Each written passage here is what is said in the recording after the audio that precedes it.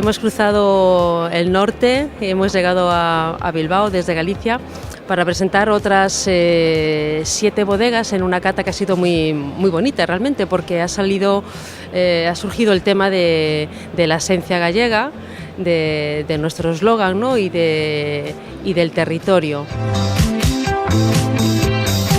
Ahora, bueno, quizá hay un movimiento de puesta en valor de lo local, de lo específico, ¿no? Pero nosotros en Ladio Ribeiro hemos pensado siempre que lo más universal que existe es lo local, ¿no?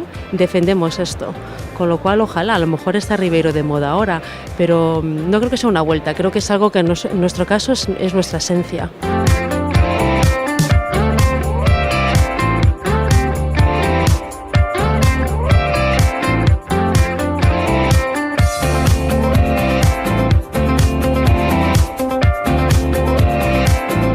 Verema nos está abriendo las puertas a todas estas ciudades importantes donde está llevando a cabo todas estas presentaciones que para nosotros es lo que buscamos, presentarnos, que conozcan nuestros vinos. Verema nos aporta esa gente, esos profesionales del mundo del vino, sommeliers, que son futuros prescriptores, y Verema nos ayuda a encontrar ese tipo de profesionales que nosotros pues quizá no nos pondríamos en contacto tan fácilmente. Creo que es un formato que realmente nos permite posicionarnos con distintas estrategias, siempre pensando en el consumidor final. Es una manera más cercana de llegar al cliente.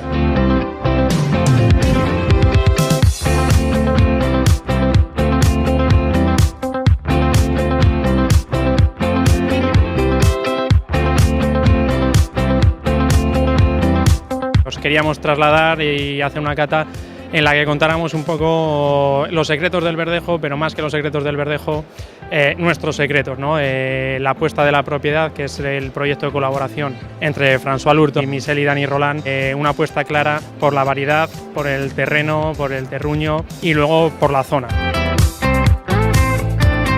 Creemos en un verdejo que tiene capacidad para dar vinos jóvenes frutales con volumen en boca, con elaboraciones mixtas entre inoxidable, hormigón y fermentados en barrica, y por supuesto también creemos en un verdejo con capacidad para fermentar en barrica y aguantar sin ningún tipo de problema el paso del tiempo.